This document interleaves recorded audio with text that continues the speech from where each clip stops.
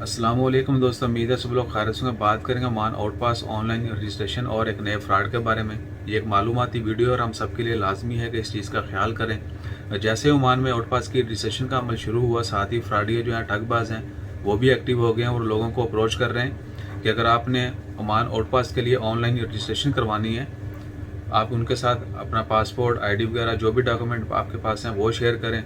उसके अलावा mobile number share करें, ईमेल वगैरह आपसे वो लेंगे। उसके बाद आपको कहते हैं जी एक कोड आएगा वो शेयर करें, आपके मोबाइल के ऊपर कोड आएगा वो शेयर करें। तो आप सबसे रिक्वेस्ट है कि जैसे ही आपने ये सब किया, आपका डाटा भी हैक हो सकता है। बाकी आपने अपनी सारी इन्फॉर्मेशन दे दी है, इसके अगेंस्ट जो है आपके साथ कुछ भी हो सकता है और मोस्ट प्रोबेबली गलत ही होता है जब आप अपनी आइडेंटिटी किसी के साथ शेयर करते हैं और सोशल मीडिया के ऊपर किसी भी एप्लीकेशन के ज़रिए कोई कोड आता है, आप अननोनली जो है यानी ना चाहते हुए भी, ना जानते हुए भी उनसे वो वेरी पोलाइटली आपके साथ बात करेंगे, आपको तसल्लियाँ देंगे कि जी अब कोड आ गया, आपकी रजिस्ट्रेशन हो चुकी है, ये हो गया, बस कोड डालेंगे, आपको जो है दोबारा आपको 7 दिन के बाद वहाँ से वापस जा सकते हैं, ब्ला।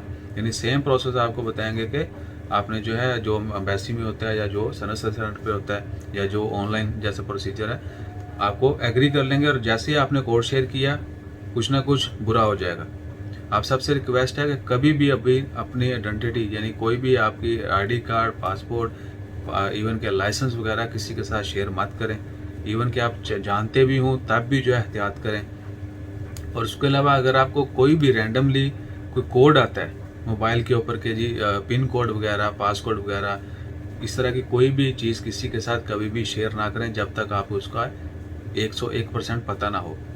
तो इन चीज़ों का ख्याल रखें और आगे भी इंफॉर्मेशन शेयर करें।